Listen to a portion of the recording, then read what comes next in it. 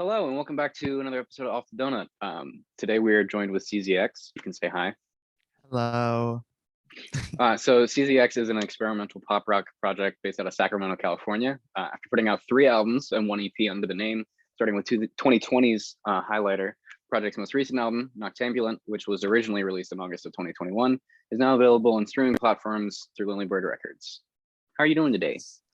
I'm doing great. I'm so happy to be here. It's like a honor to be able to get interviewed. So we're happy to yeah. have you. I like your eye makeup too, by the way. I know. I had to make sure that I looked like gay enough for this interview so that my friends wouldn't be like, what the hell is going on? Why do you look so normal? Come on. So yeah. Thank you. That's funny. I feel like that's a standard we should strive for every day. Yeah. Honestly.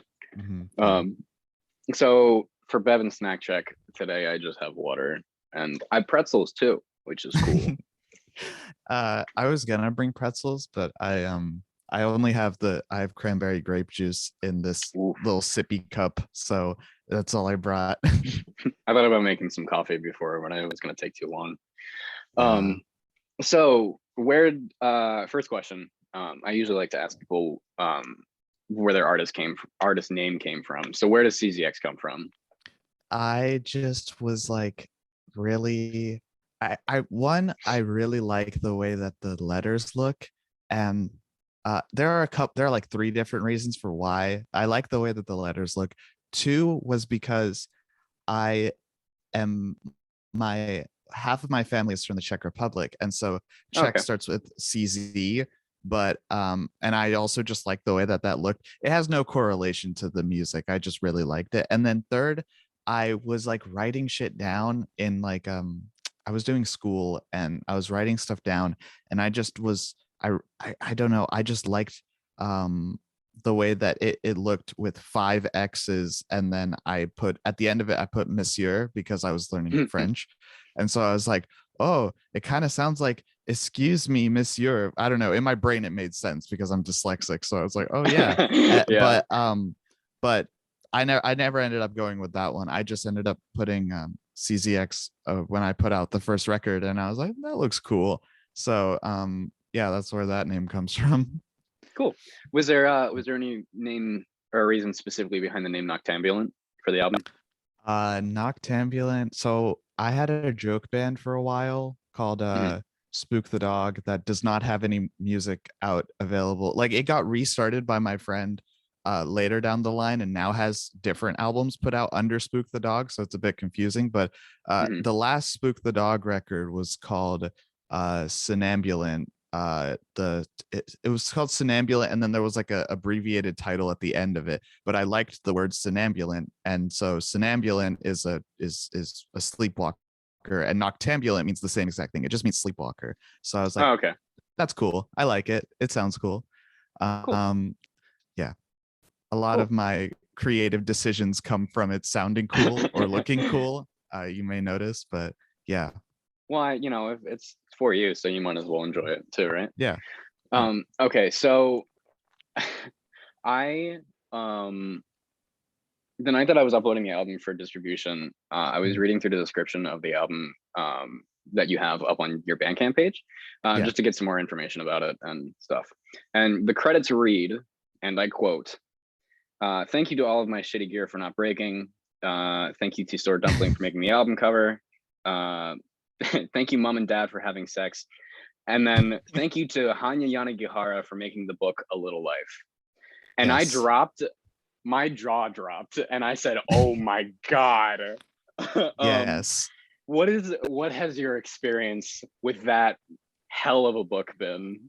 Jesus Christ. I first found out about that book. I got into like book YouTube for a minute. I was just like, I love the way that these, I don't know, there's this one girl, she's from fucking probably like Belgium or something, and she just uploads videos of her reading and doing weekly reading stuff. And she was talking about her favorite books, and A Little Life popped up, and I was like, that looks cool. That's a cool title. And also, like, that's a really big book. I really want to read a big book. And so I actually bought the book after listen to it on Audible. I listened to the whole thing on Audible, Interesting. and then I bought the book, and then I read the book. But I cried both times. Like, it's just an incredibly emotional book. I'm not going to spoil it for anyone that hasn't read it. It's definitely quite a it's definitely a sad read. Yeah, Bit of a downer.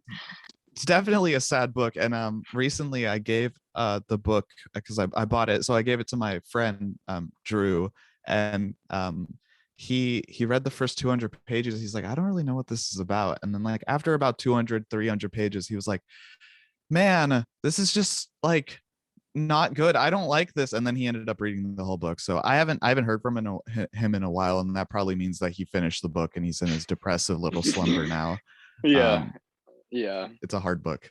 It is. Yeah, I read it for the first time this past month because my girlfriend suggested it to me, and she wanted me to. I didn't annotate in the margins or anything, but I had like the little like sticky notes or whatever that you can put on it. And by the end of it, I think it was like every other page had at least one, or if not like two things on it. Beautiful book, but beautiful book. Fucked absolutely. up. Yeah. Fucked. Absolutely. Yeah. So a little bit more just in that about section. You also spoke a little bit about the album press, like the album making process being different. You sent some clips to your friends for various criticism. You were messing with it kind of up into the last couple hours before it came out. You mentioned that it took about 6 months to make, despite how I feel like every time I listen to it, like I can hear a lot more layers and stuff being added onto that, whether that's vocals, guitars, or whatever. Can you talk a bit about what some of the songwriting processes looked like for the album? Yeah, so almost every song that I made on it started out with drums, because I have my drum set right here, but I always just kind of sit on it for a while, and I'll play something over and over again. And so I'll just record a whole bunch of drum takes, and they'll just sit in Ableton for months, and then I'll finally go on my guitar and I'll start recording on it. And I'll probably do the guitar and the vocal at the same time, because I'm like, oh, okay, this kind of sounds nice. I want to add this melody on top of it. So I record it and make sure that I remember it. And after I get done with the songs, I don't know if they're good or not, because I've probably spent the whole day on it. So I go into my editing program, put the file in it, and then add a stupid picture over it, and then upload it to YouTube as an unlisted video and send it to like my friends so they can review it, and then they'll listen to it. Usually my less music inclined friends will just go like, it's good, and I'll be like, what's good about it? And they're like, yeah, it sounds good. And I'm like, damn. But I'll send it to like my bandmates and stuff.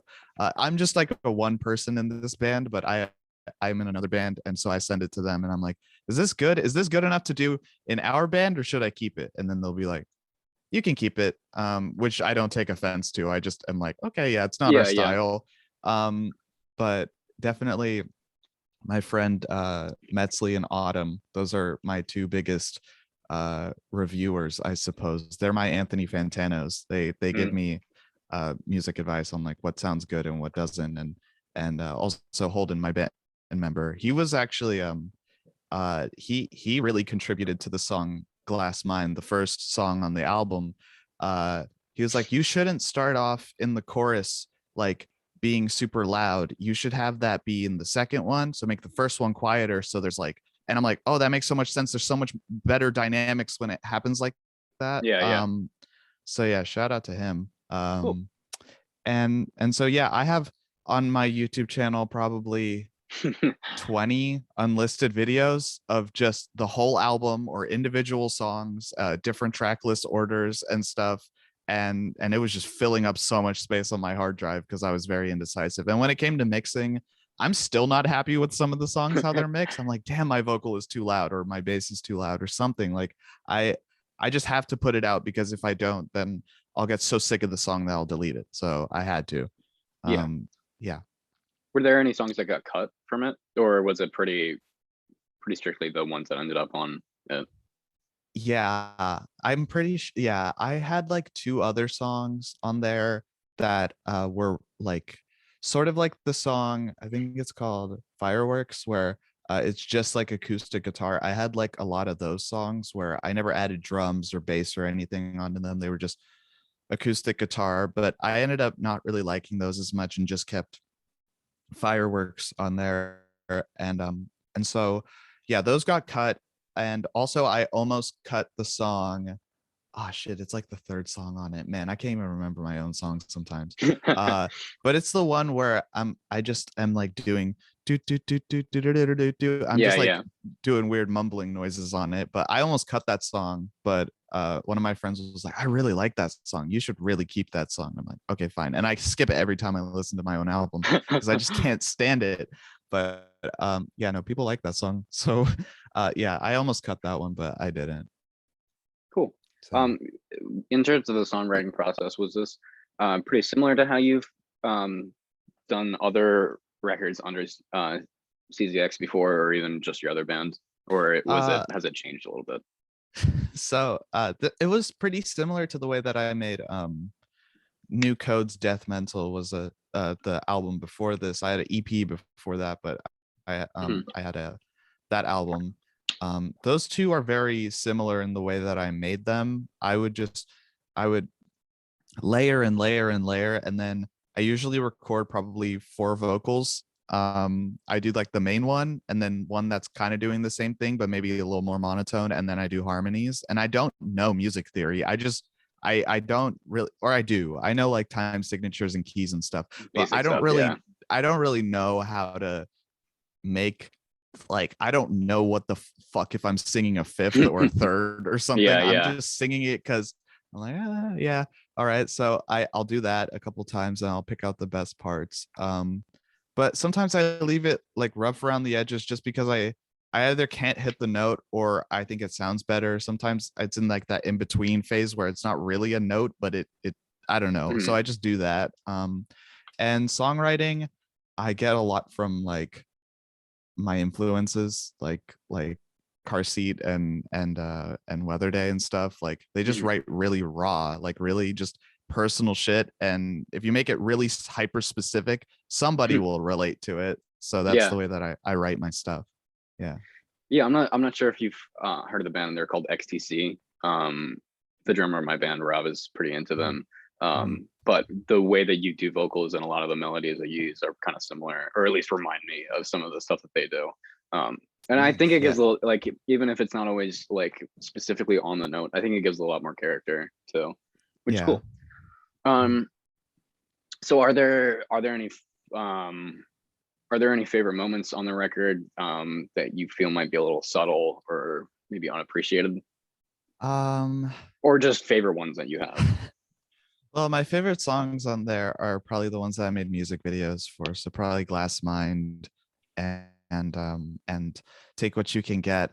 Take What You Can Get is such a fucking bitter song, and it makes me I don't know. I just, and it's really simple. It's like really easy to play. So some of the like the easier songs are really cool. I like in Take What You Can Get, especially Birds Fear Death, aka Kelly, did vocals on that song. And I Mhm. really like the last chorus. I really love that last chorus. That one makes me very happy. All the songs of Birds Fear Death on it, I really like. Birds Fear Death is my friend. She's a trans woman from Texas, and she makes fucking weird internety just scream music, Yeah, and I yeah. love it. And so I promote her anytime I can get it. It's Birds Fear Death, no spaces, but yeah, so I found her and I emailed her and was like, can you please do vocals? I really love your voice. And so we ended up doing 3 songs on that album. And so that's definitely a favorite. Take What You Can Get. Glass Mind is just um I think people don't really pick up on what that song is about, which is it's like a kind of a, it's not a drug anthem, but it's talking about, when I say the lines, um I'll take your class and I know it's mine. I love my life. It's all the time. I love my mind. I'm on the ground. I love my mind. I'm on the ground is supposed to be insinuating an overdose. Like you go through so much pleasure just so you can end up in a place of sorrow on the ground. And so I made that about that. And when I performed that song live for the first time, it was very funny the way that people were singing those lines back to me, because I was like, holy shit, I made this so dark and these people are fucking loving it. And so yeah, that was definitely a highlight for me. And my last favorite moment on there was probably Fireworks. I just love playing that song. It's just such a sad song about the 4th of July. So, you know, I love it. Yeah, so that kind of segues into my next question. Again, in the about section, you mentioned I feel like you shouldn't try very hard to figure out what the lyrics are and what they mean in the whole grand scheme of things. If you'll humor me, I want to do that. The lyrics to this record, I don't know if you've ever seen the meme that's like, it has like a super bright like pink purple house that's like a townhouse and it's connected to a black one, and it says like the song and the song lyrics. That's like this whole fucking thing. Yeah. You go over a lot of stuff. It kind of looks at obviously drug abuse, like you just mentioned. There's themes of like loneliness, depression, forms of assault and dysmorphia, death, and a lot of other stuff. Are there any themes that you'd like to clarify across the record, or maybe any of those that you'd like to expand upon? I'm just like kind of shocked that anyone would ever want to look into the lyrics, because I never assumed people would ever do that. That's why I kind of wrote like, you shouldn't have to look that hard to figure it out, because most people are really there for the melody. They're not really there for the lyrics. But yeah, this is like a breakup album for me, definitely. And a lot of it has to do with self-esteem issues with myself. Since I'm a trans woman, I have pretty bad body dysphoria, and so I get a lot of my like emotion out through music in a very aggressive way, to mostly like lyrically aggressive, but I'll make the songs sound nice. I don't really like making purely abrasive music and then attaching very thoughtful lyrics to it, because I feel it will get too drowned out. In this case, I don't like to bring up this example a lot, but kind of like Pumped Up Kicks, where it's a fun song, but the lyrics are fucked. I kind of like doing that same sort of thing, but not as maybe my songs are maybe that dark, but I haven't wrote a song that I have thought like, that's too dark for me, especially because a lot of my songs come from personal experience. So I think one lyric that always stuck out in my mind that is kind of a weird lyric on it is on the song like "You're My Only Friend." Is I say "Marhaban, my friend, you're my only friend." And marhaban means like, it's like the casual way of saying hello in Arabic. And so I'd always hear it. I'd always like it's and for some reason in the Czech language, I always thought that it was a word in there. So when I made it, I was assuming that it was Czech, but it's not. But I was that song was just about like losing friends. And so I like, sometimes if I earlier in my life, if I lost a friend, I would still feel like I was their friend because I spent so much time with them, but I would kind of just feel like I would just kind of make them, I don't know how to explain this, but it's more like I would just basically imagine that I'm still friends with them, but in my head. So I would say, "Marhaban, you're my only friend. Let's just play pretend. Smaller than a tent." I use the word tent just because it rhymed. I could have used any other word, but still, I was talking about it more like in my personal life. Like I would just create friends out of thin air pretty much. But now I have good friends. But that song was just mainly looking at the past. A lot of the songs are also like looking at the past, because I feel like I've improved a lot better mentally than I was. But now but it's always easier to talk about things that I've experienced, so that's how I wrote a lot of those songs. I don't know if there are any specific lyrics on that album that are too abstract, that somebody couldn't use critical thinking to try to deduct it or anything, but yeah. Cool. Do you have any favorite lyrics across the record? Sorry, my babushka, my grandma was downstairs and she was asking me a question. Favorite lyrics?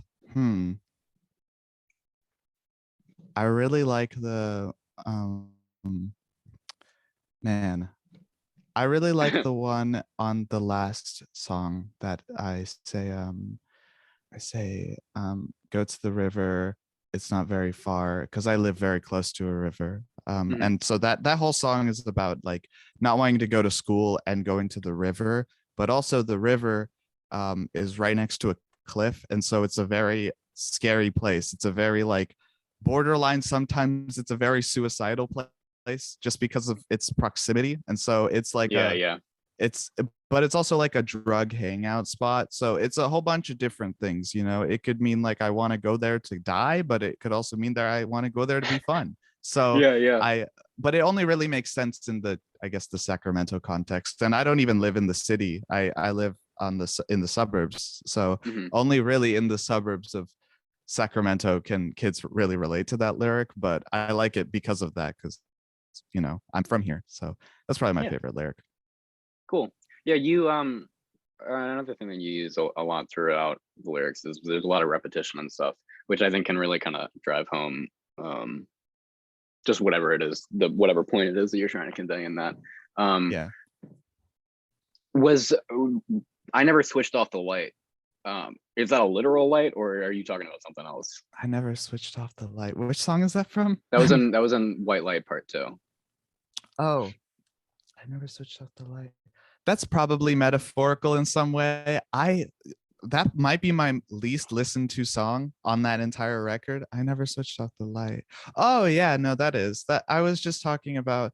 Well, that's also kind of a reference to another song called oh man, it's a song by the 1975 that they put on their second album. And they had a song where they were like, before you go, turn the big light off. And I was just Hmm. like, oh, okay, that's kind of cute. So I sort of like put that in my own song, but just said, Uh-huh. before you go, turn the light off. Or I never turned off the light. Um, and so, because like I also sometimes I'll just literally go to sleep and I'll leave the light on because I take very, very intense sleeping pills and they just knock me the fuck out. Uh-huh. So I'll sometimes I'll just like watch a video before I go to sleep, and then the video will be finished and I'll be asleep, and I'll wake up at 6 in the morning and my lights are on and I'm like, shit. Oh my So God. Yeah, yeah. so sometimes that happens. But yeah, no, that's probably just talking about that's actually probably not metaphorical. It's probably literally just literal. So yeah. Cool. So I think that's all the questions I have for you right now. Okay. So this is your time to plug any social media that you have, any other links or merch that you have, any news of stuff that you might be working on in the future, whatever you like. Yeah. So I'm Eden.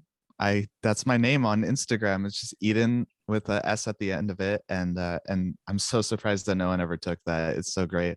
So Eden's on Instagram, and I have a terrible Twitter if you want to follow it, called Chinchilla Rec.